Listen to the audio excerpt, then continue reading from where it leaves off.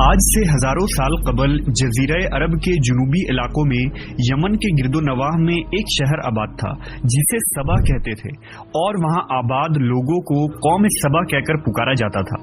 یہاں کے لوگ نہایت ہی نعمتوں اور راحتوں میں تھے، ہر طرف لہلہاتی فصلیں اور پھل سے لدے درخت موجود تھے۔ مگر یہ قوم شرک میں مبتلا تھی اور سورج کی پوجا کیا کرتی تھی۔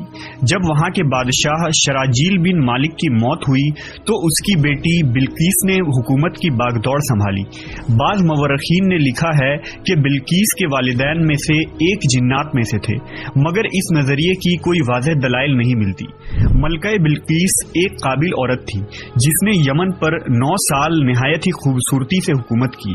دنیا کے بیشتر علاقوں میں جو تجارت ہوتی تھی وہ سبائیوں کے ہاتھ میں تھی، یہی وجہ تھی کہ یہ قوم نہایت ہی دولت مند تھی۔ مگر یہ وہ زمانہ تھا جب مشرق سے مغرب تک ایک عظیم موحد بادشاہ کی طاقتور حکومت اور جاہ و جلال کا ڈنکا بجتا تھا، جسے تاریخ میں سلیمان ابن داؤد کے نام سے جانا جاتا ہے۔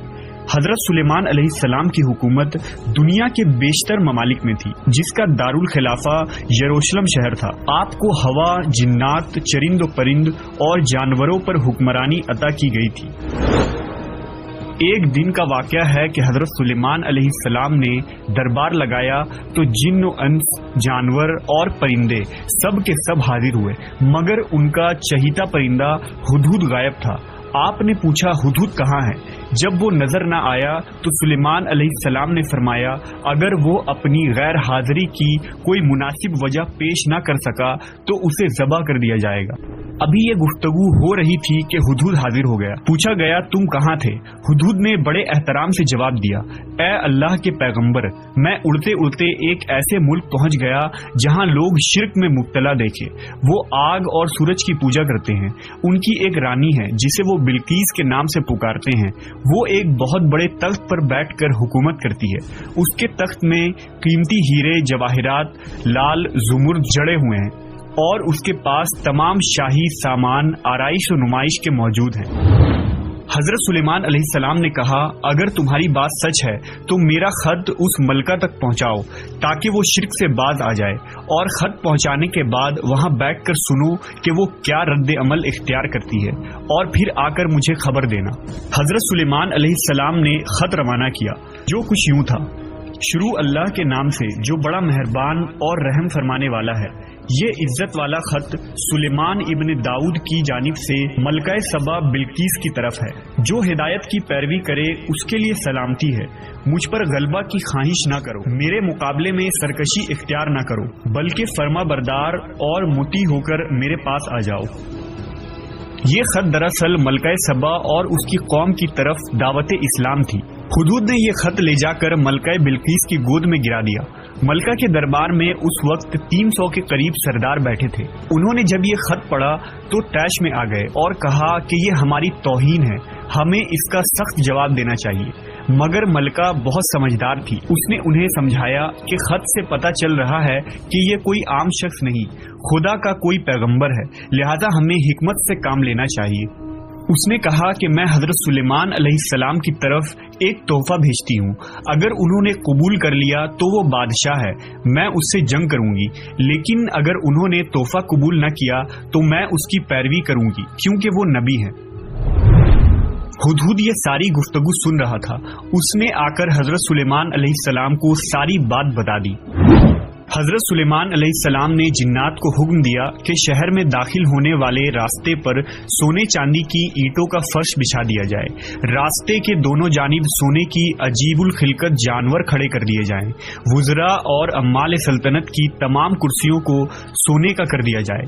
دربار کو ہیرے جواہرات سے مزین کیا جائے۔ ادھر بلقیس نے حضرت سلیمان علیہ السلام کے لیے تحائف روانہ کیے، جن میں سونے کی اینٹیں، جواہرات، غلام، کنیزیں اور ملکہ کا ایک خط بھی تھا۔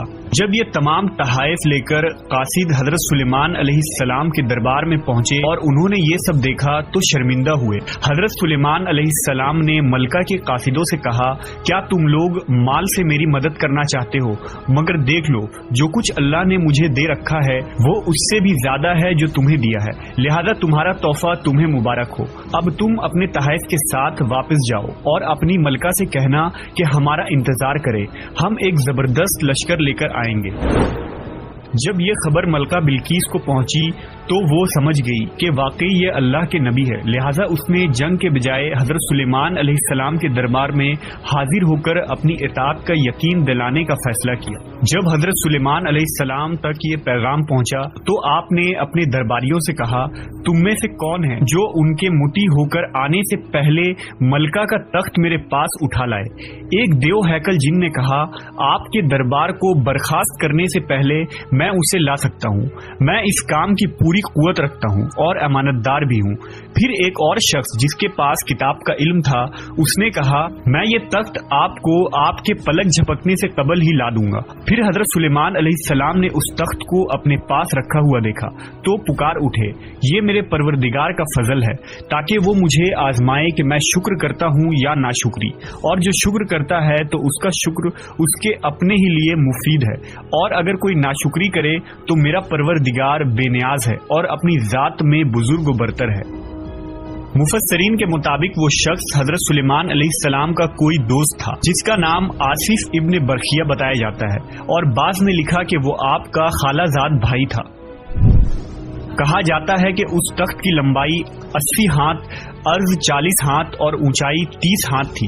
اس میں موتی، سرخ، یاقوت، سبز زمر جڑے ہوئے تھے۔ حضرت سلیمان علیہ السلام نے اس تخت میں رد و بدل کر دیا اور اسے پہلے سے بھی بہتر بنا دیا۔ جب ملکہ بلقیس حضرت سلیمان علیہ السلام کے دربار میں حاضر ہوئی تو آپ نے پوچھا، کیا تمہارا تخت بھی اسی طرح کا ہے؟